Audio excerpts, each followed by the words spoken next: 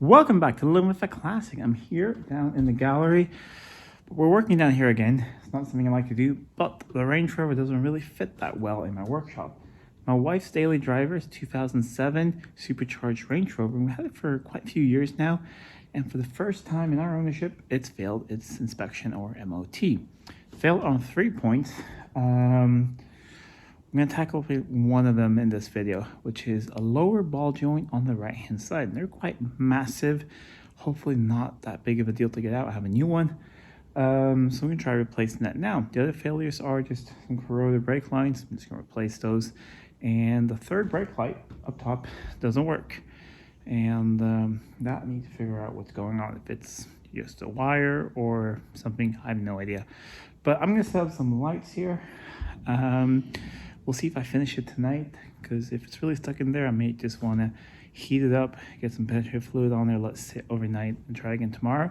But I'm going to get the wheel off on that side, up on the jack stand, and we'll have a look at that ball joint. Got this front wheel off, and it's supported on the jack stand. The massive Brembo 6-piston front brake. And let me see down here. I've sprayed it with some penetrative fluid, that's why it's dark. That's the nut I need to get off, then get this arm down. Then there are 2 Torx bolts holding it in place. Let me show you the new one. The box right here. Hopefully you can sort of understand. So there it is. So that's how it sits up in there. So once these 2 are out, I can just whack the other side of this and get it out of there. No splines or anything, but it's probably stuck in there pretty badly. So I may hit this with penetrative fluid, let that sit until tomorrow. But let me get that nut off over there, see if we can get that arm down. It's quite tight in here to film. I will be filming a bit of it, and then I think it will be tomorrow when we try and get the old one out. Sorry about the light not being optimal and everything, but like I said before, this place is not really meant to film. Okay, I did the XJC front suspension down here. That's just because I had to. And this is also really because I had to. This thing will fit in my workshop if I lower it and take some air out of the tires. But it's not ideal. 21mm on there. Got a big breaker bar. Let's see if... There we go. Seems to be breaking loose.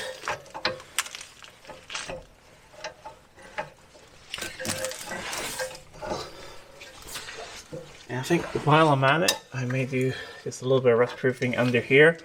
Everything is, really solid and stuff, but things in the suspension that are, absolutely massive on the Range Rover, so they're not going to rot through.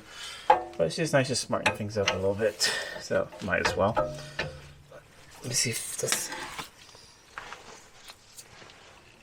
comes off here. Hopefully it's not the ball joint rotating. Hopefully it is actually the nut coming undone, which I think it is. Yep, seems like it is getting closer, or that there are less threads.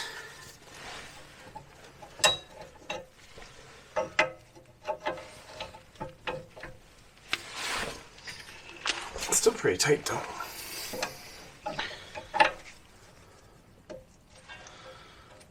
Yeah.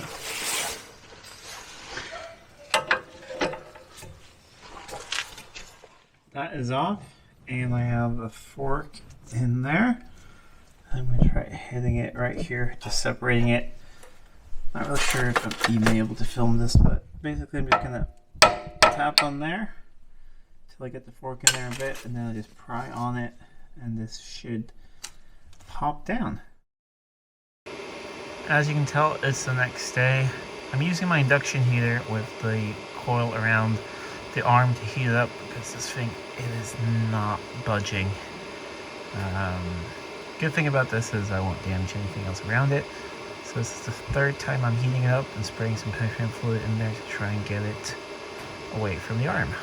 So really hoping it works this time. Difficult to film this because space is tight. Where the camera is right where I'm hitting things with hammers and ball joint separators and things. So we'll get this really, really hot, and I'll try again with the ball joint separator.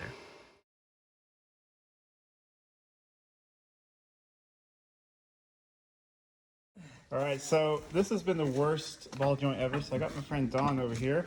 He has a good hammer, his tool stuck and, in here and now his tool is stuck in there. All right, we'll get to that. But he had a better fork, a snap-on one from the 60s, and he got it loose, but holy... It's coming. They're not supposed to be this bad, right? No, definitely not.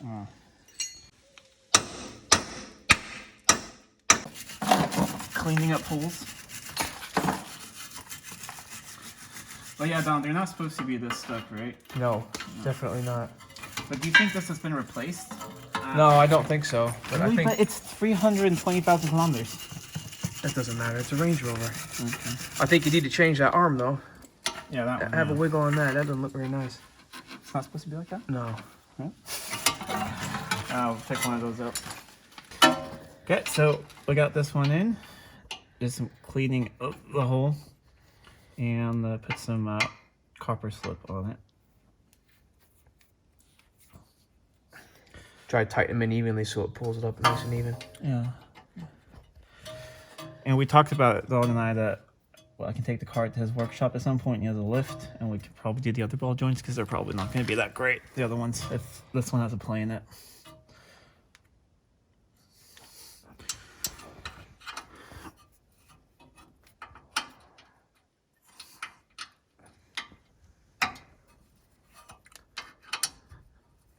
So that new ball joint is in place, and thank you so much to my friend Don for coming to help out.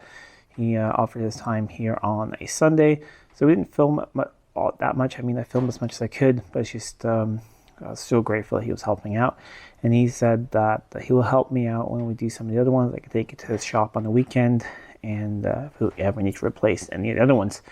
The fork he used was really good. It was an old snap-on one from the 60s, and we could whack on that with a sledgehammer, and after about half an hour beating on it, we got it off. So that was really stuck on there. He says the worst one he's ever experienced. But I will need to take this apart again when I'm at his shop, because that bush there is starting to get worn out. So I'm going to order some bushes and some other things for this car, and I think a complete front end revamp.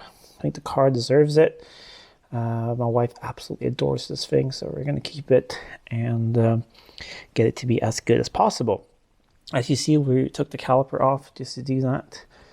But I need to put the car back together now just because I need this space for another car, and I'm still waiting on some parts. So I need to still do the brake line up there before I retest the car, but I'm going to replace the soft line as well, and that doesn't arrive until next week or something.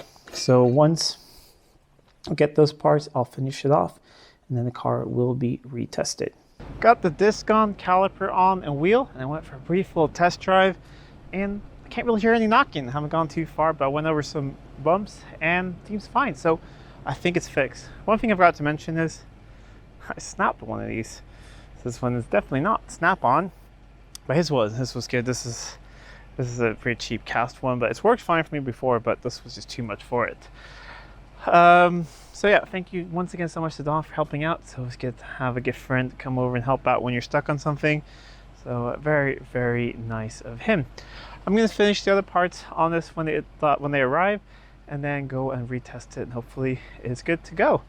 This thing is it's a lovely old thing. One thing that happened actually when I was going to restart it, which can be good for you guys to know if you have a Jag V8. This has the Supercharged 4.2 Jag V8 in it, but all Jag V8s, if you start them with a low battery and they fail to start, they will flood.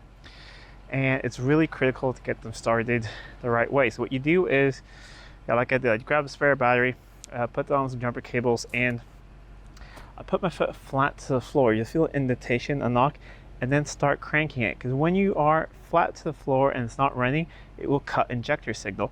So you'll crank it, you'll be able to blow out some of the fuel, and then after you've cranked it for maybe 5 seconds or so, slowly let up the throttle to maybe part way.